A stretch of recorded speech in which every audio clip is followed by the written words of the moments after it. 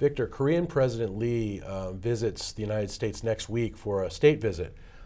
How important is this trip for the U.S.-South Korean alliance? Well, I think it's a very important trip in the sense that the White House is really rolling out the red carpet.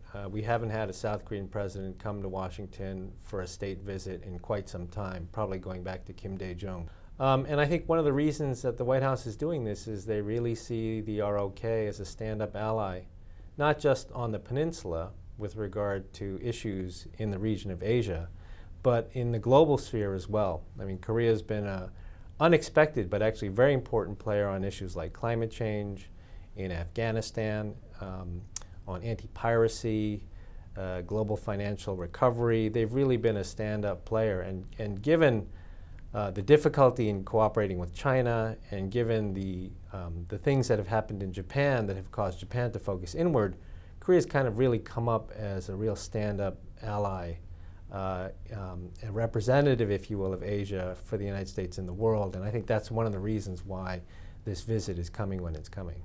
Now, one of the highest priority topics, of course, will be what's known as, in Washington, as KORUS, the Korea-U.S. Free Trade Agreement.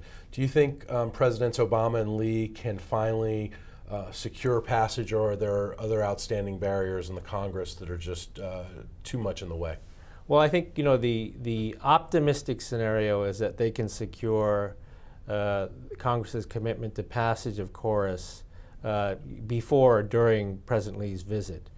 Having said that, if any who have followed the tortured history of this agreement will attest, it's been very, very difficult with lots of unforeseen obstacles. This was an agreement that was initially negotiated and finished during the Bush administration in 2007. And it has seen 2 renegotiations. It has seen people who once supported it, now opposed it, people who once opposed it, now supported it. It's been a really tortuous path. And I think right now, we're in a situation where the White House looks like it's going to send KORUS to the Congress this week. And hopefully the House Democrats and Republicans can reach an agreement to pass it, along with Trade Adjustment Authority, which is the other aspect on the domestic side that has been important to the movement of KORUS through our legislatures. And then we'll see a very good state visit with this big deliverable that they can both point to as taking the alliance relationship to the next level. What are the key obstacles to that happening? Well, right now, quite frankly, I think a lot of it is the politics on the Hill. Again, there has been, the other aspect of this is something called Trade Adjustment Authority, which the Democrats have really pushed for.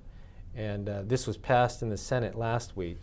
And I think the hope now is that as the White House submits the 3 free trade agreements, including KORUS, this week, that they will get agreement in the House both on TAA and on these free trade agreements. But you know, again, knowing the past history of this, we're all hopeful, but nobody is confident that this is a done deal.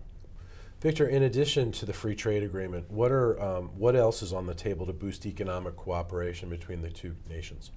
Well, I mean, I think the trade agreement really is the big, it's the big fish, if you will. I mean, this trade agreement will create, experts say, somewhere on the order of $10 billion in increasing U.S. trade and exports to Korea, and create hundreds of thousands of new jobs here in the United States. I mean, these are numbers that have been put forth by nonpartisan international trade organizations. So, you know, this, when we always try to think of things that make this alliance better, there's a very strong military relationship that has been there for over 50 years.